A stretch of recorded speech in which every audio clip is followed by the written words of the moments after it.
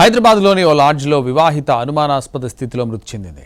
ప్రియుడితో కలిసి హోటల్ రూమ్కు వచ్చిన ఆమె ఉరేసుకున్న స్థితిలో విగతజీవిగా మారింది. ఆ సమయంలో తాను బయటకు వెళ్లినట్లు ప్రియుడు చెబుతున్నాడు. అసలు ఈ ఘటనలో ఏం జరిగింది?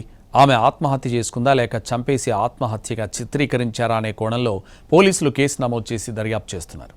ఇక్కడ ఈ ఫోటోలో మీరు చూస్తున్న మహిళ పేరు రేణుక. అల్వాల్కి చెందిన రేణుకకు 8 ఏళ్ల క్రితం వివాహం జరిగింది. భర్తతో విభేదాలు రావడంతో విడిపోయి ఒంటరిగా జీవిస్తోంది. తర్వాత తల్లిదండ్రుల దగ్గరికి వెళ్ళింది. అయితే తల్లిదండ్రులతోనూ తగాదాలు రావడంతో కూకట్పల్లిలో ఓ స్నేహితురాలితో కలిసి ఉంటుంది. ఈ క్రమంలో ఆమెకు గోల్కొండకు చెందిన ఫారూక్ అనే వ్యక్తి పరిచయమయ్యాడు. ఆ పరిచయం కాస్త వివాహేతర బంధానికి దారితీసింది. దీంతో రేణుక, ఫారూక్ లంగర్ హౌస్లోని ఓ హోటల్లో తరచూ కలుసుకునేవారు. ఎప్పట్లాగే గురువారం రాత్రి హోటల్లోని రూమ్ నంబర్ 1611కు రేణుక, ఫారూక్ వచ్చారు. ఆ తర్వాత రాత్రి 10:30 ప్రాంతాల్లో ఫారూక్ గది నుంచి బయటకు వెళ్లాడు. రేణుక ఒక్కతే గదిలో ఉంది. కొద్దిసేపటికి తిరిగి వచ్చిన ఫారూక్కు రేణుక ఫ్యాన్కు ఉరివేసుకొని కనిపించింది. తాను గదిలో లేనప్పుడు రేణుక ఆత్మహత్య చేసుకుందని ఫారూక్ చెప్పాడు. రాత్రి ఫారూక్ బయటికి వెళ్లి వచ్చేసరికి రేణుక ఆత్మహత్య చేసుకుందని అతను చెబుతున్నాడు. ఆత్మహత్యకు ముందు ఆమె ఓ వ్యక్తితో మాట్లాడింది. అతనెవరో పోలీసులు తెలుసుకునేందుకు ప్రయత్నిస్తున్నారు. రేణుక ఆ వ్యక్తితో తీవ్రస్థాయిలో గొడవ పడిందని సమాచారం. అలాగే అతనితో మాట్లాడిన తర్వాత రేణుక తన స్నేహితురాలికి వీడియో కాల్ చేసింది. జూలై 4న తన స్నేహితురాలు పుట్టినరోజు కావడంతో రేణుక ఫోన్ చేసి విషెస్ చెప్పింది. అదే సమయంలో తన మరణమే నీకు బర్త్డే గిఫ్ట్ అని ఆమెకు చెప్పింది. ఆ తర్వాత ఆమె చనిపోయినట్లు తెలుస్తోంది. రేణుక మృతిపై పోలీసులు కొన్ని ఆధారాలు సేకరించారు. రేణుక ఫోన్ను స్వాధీనం చేసుకున్నారు. ఘటనకు ముందు ఎవరితో ఫోన్ మాట్లాడిందో ఆరా తీశారు. అలాగే ఆమె ఫోన్ డేటాను పరిశీలిస్తున్నారు.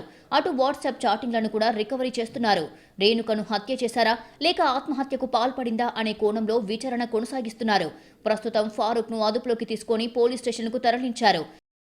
ఆ కుకట్పల్లిలో ఉంటూ అక్కడ కింగ్స్ అండ్ క్వీన్స్ అనే పబ్లో పబ్ డాన్సర్గా ఆమె చేస్తుంది. పబ్ డాన్సర్గా చేస్తూ అనేక మందితో ఫ్రెండ్షిప్ ఏర్పడింది. అందులో భాగంగా ఈ ఆరిఫ్ తోటి కూడా ఫ్రెండ్షిప్ ఏర్పడ్డది. ఇంతకుముందు ఇంకొక బాయ్ ఫ్రెండ్ తోటి సోహెల్ ఇంకా రాజేష్ తోటి ఎవరితో మాట్లాడిన తర్వాత అక్కడ వాళ్ళకి కొంచెం మనస్పర్ధలు వచ్చినట్టున్నాయి.